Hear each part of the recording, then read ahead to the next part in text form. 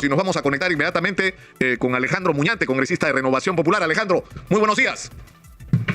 Muy buenos días, Nicolás. ¿Qué tal? Muchas gracias por la invitación. Exitosa. ¿Cuál es la evaluación de ustedes el día de ayer? Porque lo que ha ocurrido ha sido una derrota, lo de ustedes el día de ayer. No, Nicolás, no lo asumo como una derrota, pero antes, Nicolás, por favor, permíteme solamente precisar que luego de haber escuchado pues, las declaraciones del ministro de Turismo ahí presente en TUSET, lo único que puedo reafirmar es que este gobierno tiene pues una evidente miopía política, ¿no? Una seria limitación. Evidencia además un tufillo antidemocrático, ¿no es cierto? Porque después de haber supuestamente ganado, triunfado el día de ayer, ¿no? Ahora pues todavía insisten con el tema de la Asamblea Constituyente, con el tema del cierre de minas, no hacen ningún tipo de mea culpa. Cuando ayer escuchábamos a los congresistas que votaron a favor o en contra de la moción de vacancia, dijeron que lo hacían por la gobernabilidad. Sin embargo, ellos mismos, ahora el gobierno, luego de este triunfo momentáneo, ¿no es cierto? Salen a decir sus representantes, sus miembros de su gabinete, que van a continuar o que piensan todavía saltarse a la garrocha la ley cuando bien saben que una asamblea constituyente solamente puede llegar a través de una reforma constitucional impulsada por el Congreso de la República. Realmente malaza esta declaración, lo único que hace es reafirmar que este gobierno no se da cuenta definitivamente que lo que necesita es el consenso, la concertación, y para eso necesitan concesiones, ¿no es cierto? Incluso concesiones políticas e ideológicas. Y bueno, con lo respecto de ayer, Nicolás, yo no creo que esto sea un triunfo así, o una derrota de parte de nosotros. Lo que se ha evidenciado precisamente es que bancadas que lo que decían, ¿no? Con la boca, finalmente no lo supieron expresar con el dedo al momento de votar, porque claramente en varios de ellos se escuchó de que era necesario que el presidente Castillo venga a esclarecer las serias dudas, los serios cuestionamientos que sobre él pesan. Sin embargo, al momento de la votación, pues no se dio así. O sea, la opinión realmente fue voluble, cambió de noche a la mañana. Yo no sé, Nicolás, si para ti el presidente ha esclarecido las dudas con respecto a estas reuniones clandestinas en Breña. Para nadie esto ha sido esclarecido. Sin embargo, no sé las motivaciones que llevaron a mis colegas congresistas, después de afirmar que era necesario que el presidente venga, votaron en contra de la misión de la vacancia. Claro, pero yo no sé si hemos escuchado entrevistas distintas, pero el tono de las declaraciones, o sea, el discurso de Roberto Sánchez me ha parecido más bien prominero, no antiminero. Y el tema, como la manera como ha planteado el tema de la constituyente, aparte de reconocer que no hay una mayoría pues a favor de la postura de convocar a una asamblea constituyente. O sea, justamente por eso, Nicolás, mira, ¿cuándo nos vamos a dar cuenta que existe un momento constituyente? Cuando la izquierda o los partidos políticos que impulsan la nueva constitución ganen las 87 curules. Ese va a ser el momento constituyente. Mientras que en el Congreso no exista esa mayoría de que se queja el ministro, ¿no es cierto? Vamos a tener que seguir con la constitución actual, que por cierto ayer la han llamado constitución mafiosa, y eso no se puede hacer, Nicolás. Todos los congresistas hemos juramentado por la constitución del 93, así no les guste, y la constitución del 93 nos obliga, nos conmina a respetarla.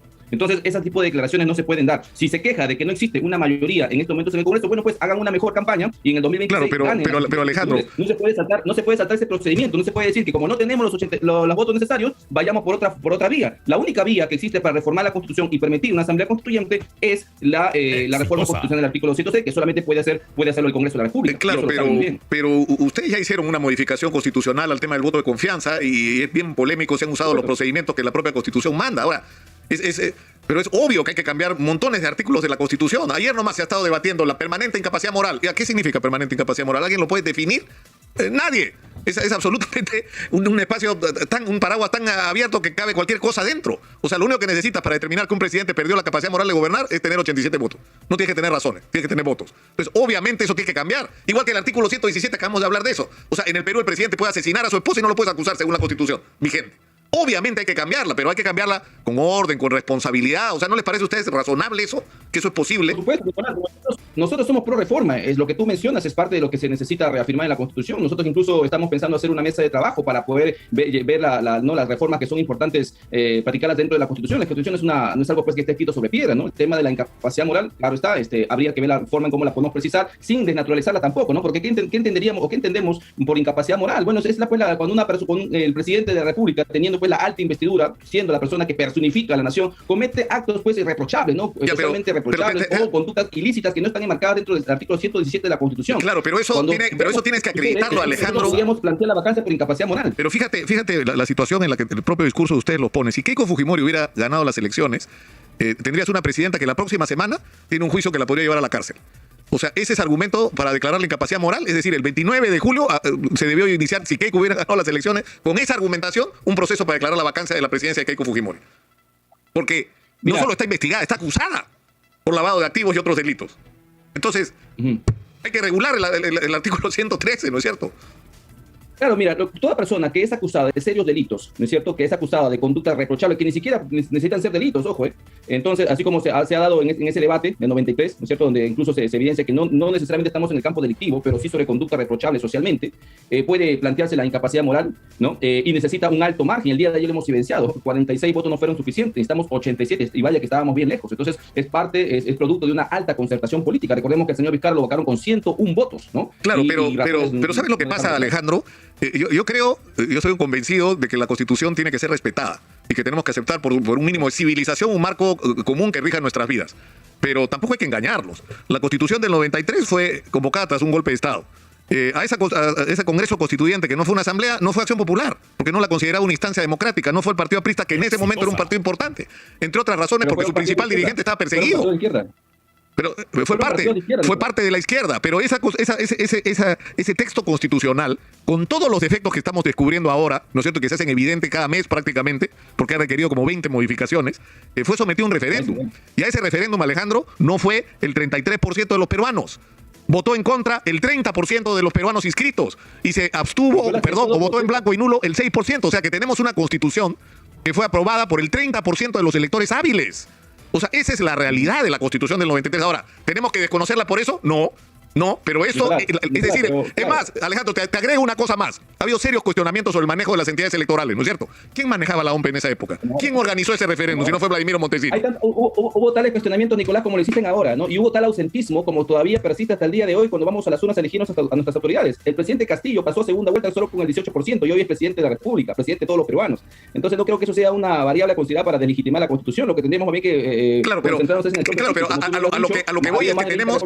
Yo encuentro incluso que hubieron más de 40 y la Constitución por ninguna parte avala la corrupción, por ninguna parte avala, digamos, la explotación o el abuso, la discriminación. Más bien esta Constitución garantiza la plena vigencia de los derechos fundamentales, ¿no es cierto? Y ha permitido justamente el desarrollo económico que nadie puede negar a partir del año 92 o 93. Entonces, los índices están allí. Claro, pero Alejandro, a lo que yo quiero ir... La corrupción. En todo caso, claro, pero a lo que yo quiero ir, Alejandro... El Interior o al ministro de Comercio que estuvo ahí presente, ¿cuál es la parte de la Constitución que quieren cambiar? Y hasta el momento... Pero por supuesto, pero a lo que voy es a lo siguiente. No hagamos un mito es decir... La Constitución del 93 fue construida en un contexto que no fue la del 79. En el 79, donde tampoco fue Acción Popular, sin embargo, esa Asamblea Constituyente tuvo una enorme representación nacional, tuvo un enorme consenso nacional. Es decir, y es algo así lo que en realidad necesitamos. O sea, que el marco de las reglas que todos aceptamos como válidas sea realmente compartida, si no por todos, por la inmensa mayoría de peruanos. Y lamentablemente esa es una tarea pendiente y que hay que hacerlo con mucho tacto, con mucha responsabilidad, abriendo una discusión de búsqueda de consenso. Pero el problema es que ya estamos hablando de consensos constitucionales cuando no logramos llegar a consensos políticos inmediatos. Por ejemplo, ustedes dicen, Jorge Montoya ha dicho, se necesita cambiar el gabinete por un gabinete de independientes.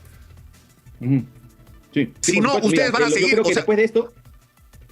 Perdón, yo creo que después de esto, lo que el presidente Castillo debe hacer, no darse pues estos aires de triunfalismos, sino lo que tiene que hacer más bien es recomponer su gabinete. Yo reafirmo esa posición del almirante Montoya. Yo creo que en estos momentos, si lo que se quiere realmente es apostar por la gobernabilidad, por la estabilidad del país, entonces el presidente de la República debe pensar en la recomposición de su gabinete y hacer un gabinete multipartidario, un verdadero gabinete de amplia base, ¿no? Donde tenga a representantes de cada sector político del país. Yo creo que eso sería realmente positivo, ¿no? No podría solamente encerrarse en personas que piensan como él o personas que tienen un sesgo ideológico antiminero como la señora Mirta Vázquez, ¿no? Que simplemente se le dio la gana de cerrar las minas y no permitir, ¿no es cierto?, que sigan con la exploración, porque toda mina que gana una concesión, lo que hace, además de extraer los recursos, es explorar, y eso es lo que no se está permitiendo. Entonces, hay sesgos, ¿no es cierto?, hay sesgos que se han evidenciado en este gabinete que necesita recomponerse para que todos los sectores políticos del país puedan al menos sentirse representados en parte y pueda garantizarle al presidente Castillo una gobernabilidad de 5 años. Pero ¿quiénes deberían ser parte de ese...? Nosotros no estamos obsesionados con vacar al presidente, estamos lo que estamos observando. O sea, no van a insistir en la vacancia. Ha dado los frutos. No van a insistir en la vacancia. O sea, no van a... En este momento no, Nicolás. O sea, van a renunciar por lo menos momentáneamente a cualquier demanda o reclamo de vacancia presidencial. Lo que pasa es que la vacancia no es algo que se nos ocurra a nosotros. Si en este momento se planteó la vacancia es porque hubieron hechos, hubieron evidencias. Si el presidente Castillo sigue cometiendo ese tipo de irregularidades, ese tipo de conductas reprochables, nosotros vamos a tener que plantear la vacancia. Pero si eso no se evidencia más, y espero que no ocurra, ¿no es cierto? Porque tampoco es que queremos ahora, entonces en algún momento a concentrarnos en lo que a nuestra función nos corresponda. Ahora, en algún momento el propio almirante Montoya dijo que si no procedía a la vacancia iban a pegarle uno por uno a los ministros. Eso va a seguir siendo, o sea, por ejemplo, en el caso del ministro de Educación, ¿ustedes van a censurar al ministro de Educación? ¿Tienen ya las firmas para eso? No, Nicolás, todavía no se han conseguido las firmas.